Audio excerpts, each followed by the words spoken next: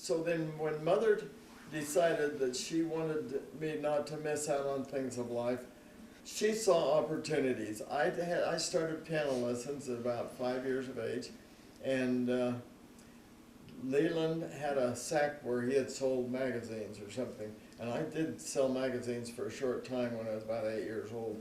But I started this piano lesson, and we were on 8th South. The teacher lived on about 13th South, and I'd ride my tricycle down to my lesson every Saturday morning.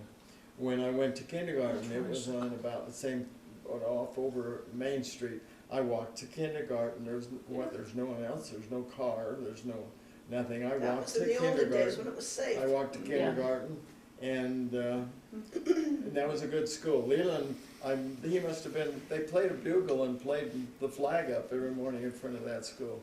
They don't do stuff like that anymore. They did? Really? How nice. The flag went up. And Leland had his bugle, and I started blowing his bugle. I think that's kind of how I got into blowing the trumpet. You know, I had my first calling when I was 12 years old. In the church, I played the organ for priesthood meeting. We had an old Hammond organ in the 3rd Ward, and I played that for priesthood meeting. That was another thing. Mother, and I don't know how she did it.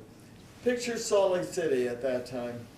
Everybody had piano. Everybody, church-wise, I guess, everybody knew how to play the piano. Everybody took piano lessons. I took piano lessons. Changed. Yeah. And it was when I was about, I don't know how old I was. Grandma Millie taught me to play the piano. I was maybe 13 or 14 years old. And with all those kids in Salt Lake City that played the piano,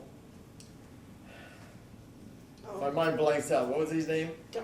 Darley. Roy M. Darley. Oh. Tabernacle organist.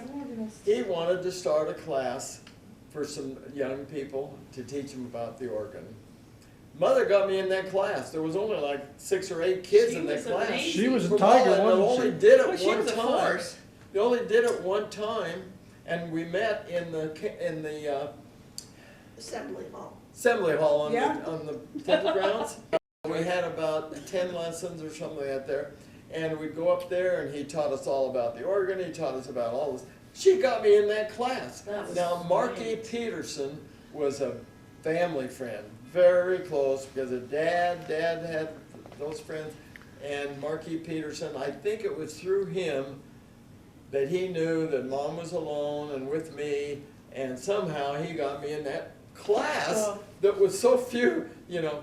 So I went up there, and he taught us about the organ. He taught us about the foot pedals and how you move your foot around and how to practice. You know, can you do this? Can you raise up those 2 fingers and these 2 fingers and those 2 fingers? Can you do that? Sit and do that. See if you can do that. You have to know how to do that if you're going to play the organ. You got to be able to shift your fingers. Anyway, I went up there and did it, and then he said, okay, now next week is our last lesson. I want you to practice your favorite hymn and make sure you know how to do it real well. So I practiced, and I don't remember what hymn it was. No way I remember that. Anyway, we got up there, and he said, I'm going to give a treat to you. We're going over at the Tabernacle, and you're going to play your hymn on the Tabernacle organ.